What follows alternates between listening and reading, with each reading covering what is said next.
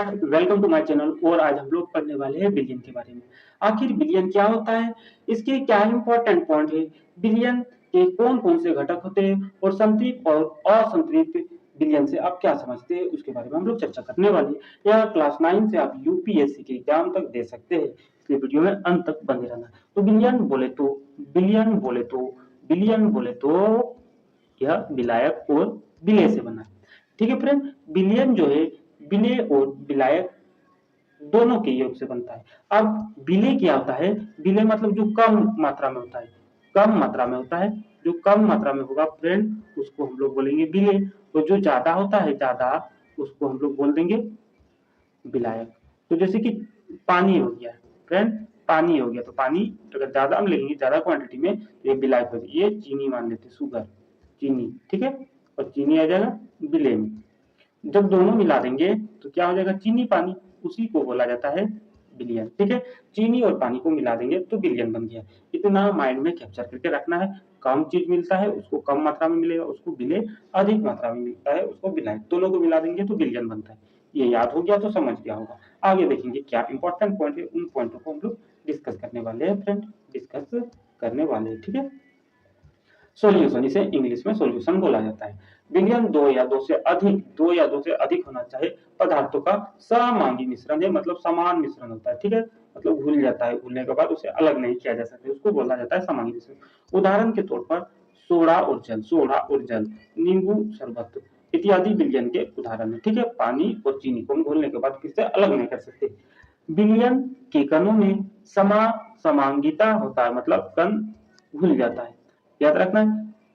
आगे देखेंगे फ्रेंड, आगे की या इसके क्या इंपॉर्टेंट पॉइंट है, उन पॉइंट के बारे में देखो। विलयन किसी भी भौतिक अवस्था के हो सकते हैं, विलयन कोई भी भौतिक अवस्था के हो सकते हैं, याद रखना है। जैसे कि मिश्र धातु ठोस विलयन का, मिश्र धातु जो होगा विलयन यह ठोस अवस्था में होगा, ठोस अवस्था में। वायु जो होगा गैसीय विलयन का प्रकार होगा। ठीक है, अगर पूछा जाए कि मिश्र धातु विलयन के किस अवस्था में होगा ना, ठोस। मिश्र धातु मतलब दो चीज को अगर हम मिला देंगे, दो धातु को मिला देंगे तो एक नया धातु बन जाता है, उसी को बोला जाता है मिश्र धातु। ठीक है, जैसे कि तांबा और टीन को मिला देंगे, तो कांसा बन जाता है। ठीक है, उसी को मिश्र धातु बोला गया है।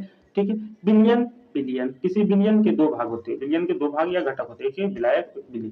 विलायक मतलब विलयन का वह भाग जो दूसरे घटक को विलयन में मिलता है, इसकी मात्रा ज्यादा होती है। ठीक है, इसकी मात्रा ज्यादा होती है उसको विलायक कहेंगे। और एक होता है विलय, विलयन का वह भाग जो विलायक में घुला होता है, इसकी मात्रा कम होती है। ठीक है, जो विलायक में घुलता है। अब देखेंगे विलयन की सांद्रता। विलयन की सांद्रता बोले तो विलयन की मात्रा द्रव्यमान या आयतन में घुले हुए विलय पदार्थ की मात्रा को अथवा विलय पदार्थ की मात्रा को जो विलयन की किसी दी गई मात्रा या आयतन में उपस्थित हो, विलयन की सांद्रता कहा जाता है। समझ में नहीं आया, बहुत बढ़िया, हम यहाँ बता देते एक लाइन में क्या ऊपर में बता गए। विलयन की सांद्रता निकालने के लिए विलय की मात्रा को हम विलयन की मात्रा से डिवाइड कर देंगे, विलय की मात्रा को विलयन की मात्रा से हम लोग डिवाइडेड कर देंगे, तो जो निकलता है उसी को ही हम लोग विलयन की सांद्रता कहेंगे। विलय जितना रहेगा ऊपर में रखेंगे, विलयन जितना रहेगा टोटल जोड़ के, मतलब विलय और विलायक को जोड़कर विलयन बनता है, तो विलयन को नीचे रख देंगे और भागा कर देंगे, तो जो निकलेगा उसी को बोला जाता है विलयन की सांद्रता।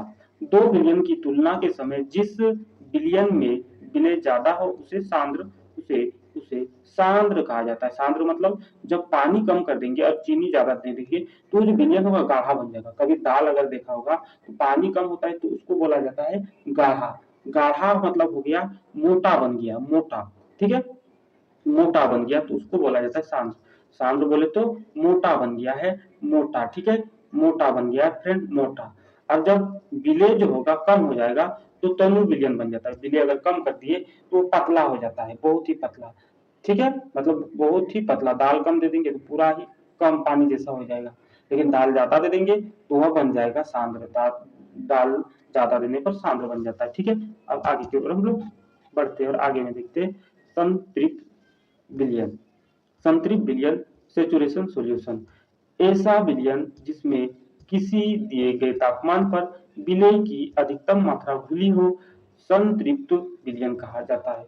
मतलब एक टेम्परेचर दिया गया है उस टेम्परेचर पर विलेय की अधिकतम मात्रा घुल चुकी है, जितना घुलने का था वह विलेय उस विलायक में घुल गया, संतृप्त विलयन कहा जाता है। ठीक है, मतलब जो विलेय था हम चीनी पानी में घोल दिए, जो शुगर है वाटर में घोल दिए फ्रेंड, वाटर में घोल दिए।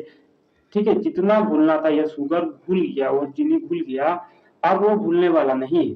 संतृप्त विलयन में उसी दिए गए ताप पर और अधिक विलेय मिलाने पर विलेय नहीं घुलता है। ठीक है, और अगर हम डालेंगे उसी तापमान पर और जो होगा विलेय नहीं घुलता है, मतलब एक टाइम के बाद यह घुलना बंद हो जाता है और नहीं घुलता है, तब बोलेंगे हम इसे संतृप्त संतृप्त विलयन। ठीक है फ्रेंड, मतलब उसी तापमान पर और अब नहीं घुलेगा। आगे देखेंगे और आगे में क्या इंपॉर्टेंट चीज है उसके बारे में डिस्कस करेंगे। संतृप्त विलयन में उपस्थित विलेय पदार्थ की मात्रा इस तापमान पर विलेय की विलायक में घुलनशीलता कहा जाता है। ठीक है, इसका जो जो टेम्परेचर दिया था उसी टेम्परेचर के अनुसार विलेय की विलायक में घुलनशीलता कहा जाता है।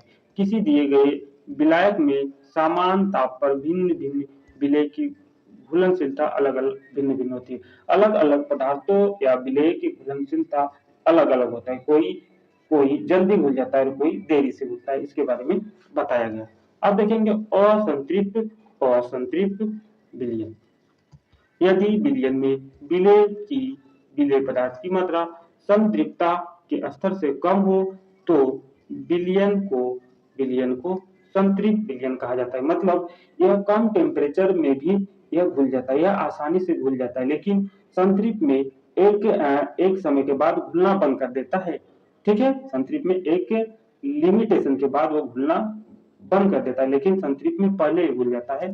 ठीक है, इसमें आसानी से घुल जाता है। तो आज हम लोग देखिए विलयन के बारे में। अगर वीडियो अच्छा लगा है तो वीडियो को लाइक करना है फ्रेंड और चैनल को सब्सक्राइब कर लेना है, ताकि इस टाइप का वीडियो हमेशा इस चैनल पर मिलता रहेगा। Thank you for watching.